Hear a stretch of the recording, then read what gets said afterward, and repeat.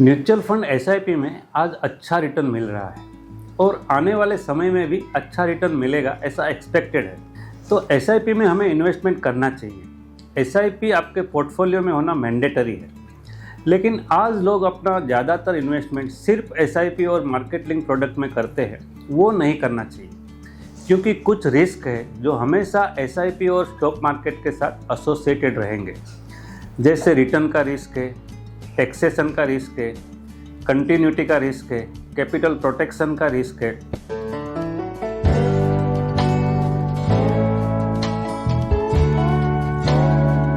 हम नॉर्मली हमारा इन्वेस्टमेंट का डिसीजन पास्ट एक्सपीरियंस के बेस पे लेते हैं।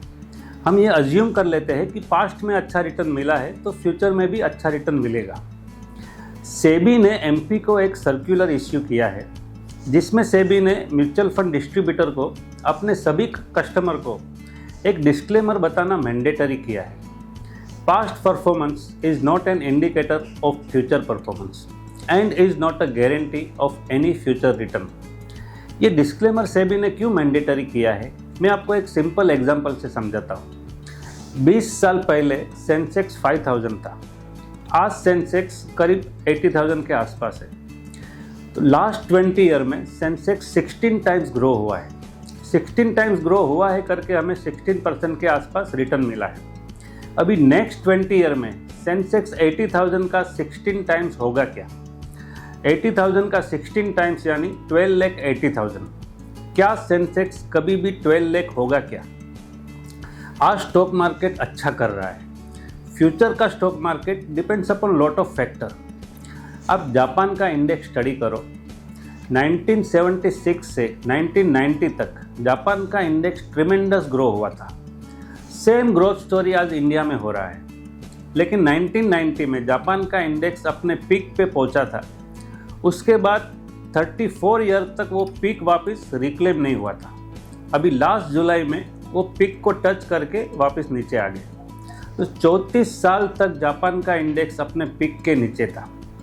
तो ऐसा नहीं होता है कि मार्केट हमेशा ग्रो करता रहेगा। हर चीज़ का एक पीक लेवल होता है। हमारा सेंसेक्स का पीक कौन सा है हम नहीं जानते। आज सेंसेक्स 80,000 है। समझो आज कोई इन्वेस्टर 80,000 के पीक पे मार्केट में एंटर करता है, तो अंडरस्टैंड कीजिए उसको अगर रिटर्न चाहिए तो मार्केट का और ऊपर जाना ज़रूरी है। मार्केट और ऊपर जाएगा तभी रिटर्न जनरेट होगा। सोचो अगर कल को इंडिया का सेंसेक्स जापान का इंडेक्स जैसा बन गया जो 34 साल तक अपने पीक के नीचे था, तो हमें भी नेगेटिव रिटर्न मिलेगा। तो रिटर्न का रिस्क हमेशा एसआईपी के साथ एसोसिएटेड रहेगा। दूसरा रिस्क है टैक्सेशन का रिस्क। 2018 तक एसआईपी और स्टॉक मार्केट का रिटर्न टैक्स फ्री था। 2018 में गवर्नमेंट ने उस पर 10% long term capital gain tax लगाया।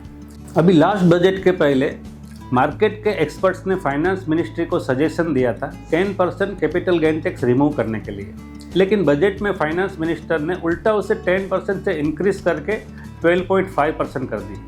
और ये 12.5% भी आने वाले समय में और इंक्रीज होगा, क्योंकि इंडिया का कैपिटल गेन टैक्स पूरे वर्ल्ड में सबसे लोएस्ट है। आज यूएस, यूके, जापान, चाइना सभी कंट्रीज़ में capital gain tax more than 20% है।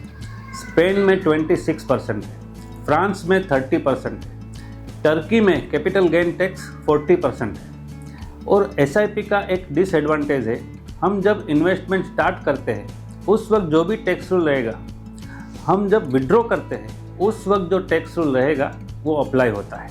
2018 से पहले जिन्होंने भी एसआईपी में इन्वेस्टमेंट स्टार्ट किया था जब रिटर्न टैक्स फ्री था, उनमें से जिन्होंने भी 2018 के बाद विड्रॉ किया उसको 10% टैक्स लगा था।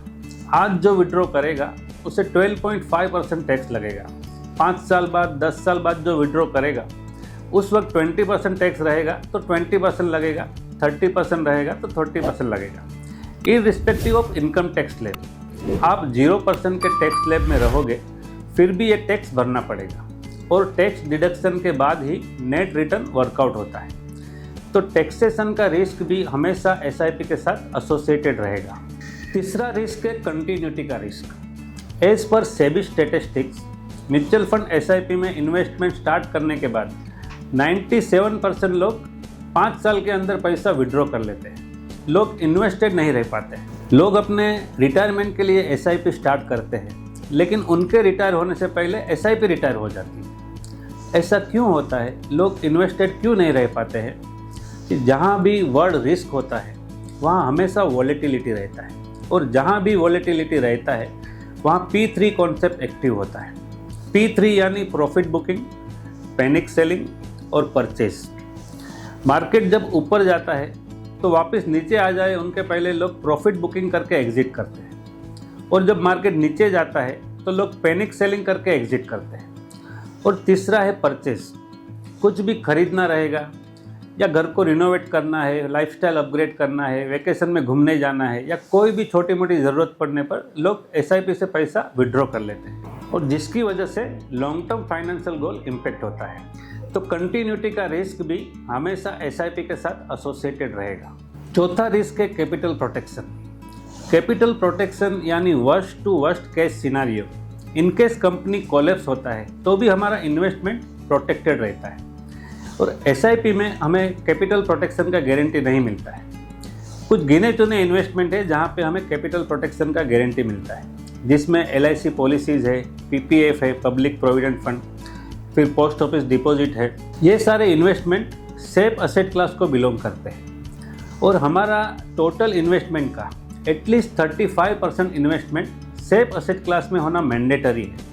वो भले ही उसमें वो आपको लगता है रिटर्न कम है, लेकिन वो पर्टिकुलर रिटर्न सेफ रहेगा, गारंटेड रहेगा, टैक्स फ्री रहेगा, कैपिटल प्रोटेक्टेड रहेगा। तो वो जो हम कहते हैं 35% पासिंग मार्क होता है, तो एटलीस्ट 35% हमारा इन्वेस्टमेंट कैपिटल प्रोटेक्टेड होना चाहिए, जहाँ पे वर्स्ट टू वर्स्ट सिनारियो में भी हमारा इन्वेस्टमेंट 100% सेफ रहता है। सो आई होप कि ये इन्फॉर्मेशन आपके लिए यूज़फुल रहेगी। Wish you happy investing. Thank you for watching the video.